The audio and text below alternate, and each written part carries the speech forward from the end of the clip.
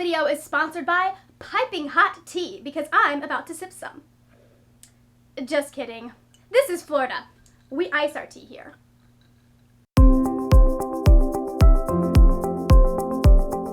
Hello my lovely friends, it's Margaret, and today we're going to be talking about BookTube. So first, I want to preface this by saying that this is not about BookCon specifically. I know there's some stuff going around, and this is not meant to like dismiss those feelings. Hurt feelings are real feelings. However, some of the discussion going on Book Twitter has brought up some feelings and thoughts that I've had about how we handle friendships in the book community for probably a good year and a half now. I just wanted to talk about some thoughts I had in regards to like BookTube and online community and online friendships and just how I kind of, my philosophy in approaching them, and just in hopes that it might help other people who are trying to kind of figure out and navigate how do we do friendships online. This is just basically how I navigate online spaces. If you want more about this from a little bit larger creator's point of view, I would suggest Rhiannon over at Crescent Moon Reads. They have a really great video that I will link below where they talk about how they went from when they were a smaller creator with only a few hundred subs to how it changed for them when they hit their first 1,000 and so on. If you're interested in more of this, I'm sure there are other videos. I will also link the Twitter thread that Emma Books did on Twitter. Obviously on Twitter. Hello, Margaret. Anyways, she had a really great thread of different videos that you can watch about how to make friends online. Where I think we run into a lot of problems with online community, and this is as someone who's been in an online community since dating myself. I've been in an online community since the first Lord of the Rings movie in 2000.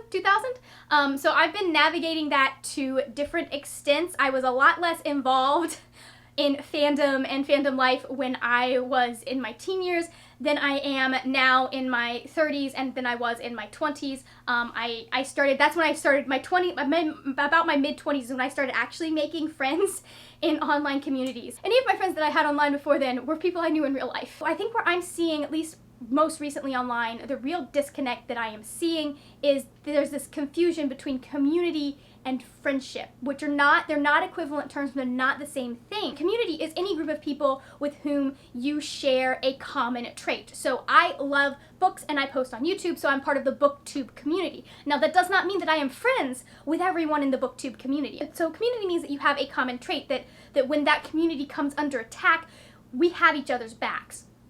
And I've seen that. I have seen that when people start trying to come at the book community. But just because people are in the same community, that doesn't mean that we all have to be like friends. We don't all have to be close friends even. Internet boundaries are really hard to like figure out. Because of the internet, we're able to know things about people that we've never even really met. Like I can watch someone's YouTube channel and get to know all about their life without them even knowing that I exist or even really interacting with me. And so that makes boundaries feel a little weird because like I know these things about you, but where do I stop? How far is too far? And the too far for different people is going to be at different places. And I think one of the things that makes this more confusing is it's really easy to interact with people online. At least in my experience, it takes a lot less energy to interact with people online than it does in real life. Being friendly online doesn't necessarily translate to being good friends in real life when you're in the same physical space, and that doesn't even take into account the fact that there are different levels of friendship. I had my people who I was close to, who I was like, yes, these are the people that I know are my friends, the people that I'm going to BookCon to hang out with. And then there were the people like I have friends online that like will chat back and forth on Twitter, but I don't know that I would say that I am their friend. I might say they're my friend, but I don't know that I would say that I am their friend. I haven't gotten anything from them that tells me that that's the place that I occupy in their life. Does that make sense? What it really comes down to is that we just have to respect people and their time and their space and their ability, no matter how popular, to be able to spend time with the people that they want to spend time with. I know it is really, really hard because some of my favorite people are people who don't have time necessarily to reply to every comment or even to read every comment. And it's okay for them to prioritize the people who are most important to them, especially when you take into consideration the fact that different people have different levels of wanting to do social interaction. The more people who are asking for your time, the more you have to be like, I'm going to guard this time. I've seen this with people who have small businesses. It's really easy to start wanting, because you want to give. And I do believe that a lot of these people want to give of their time and do want to meet people and to interact with them, but they only have so much time and so much energy. And so I think it's a lot I just kind of get a little annoyed when people come at more popular channels for not being able to communicate and to talk and be friends with everyone or reply to every comment. I've seen people throw shade because they're like, well, I'm always going to reply to every comment. And from my perspective, I try to reply to every comment right now, but I know that there could be a time when I will not be able to reply to every comment because there will be too many coming at me. And so my choice will either be to create content and have my life, or to spend my entire life on the internet replying to comments. That's just unfair to ask of people to be like, oh, I want you to spend all your time replying to the people who are asking for your time. You have to understand, like, you have to give people the chance to be human, to be able to take care of themselves, to be able to, prioritize the people that they are friends with over the people that they may consider fans. And I'm never going to blame people for doing that. I'm never going to be mad at people for doing that. Now, like, if people are outright rude to you, yeah, that's an issue. I'm just going to kind of give you what my mindset was going into BookCon and the mindset I take when I am going into the online space and interacting with people on Twitter or on YouTube, the platform that we're on right now. I interact with people because I want to support them. I don't interact with them because I expect them to interact back. If they interact back, I'm very happy that they do. I'm not even kidding. When my favorites respond to one of my comments, it makes my day. It just does. But I never, especially with people who are getting hundreds of comments on a video, I never expect them to talk back to me.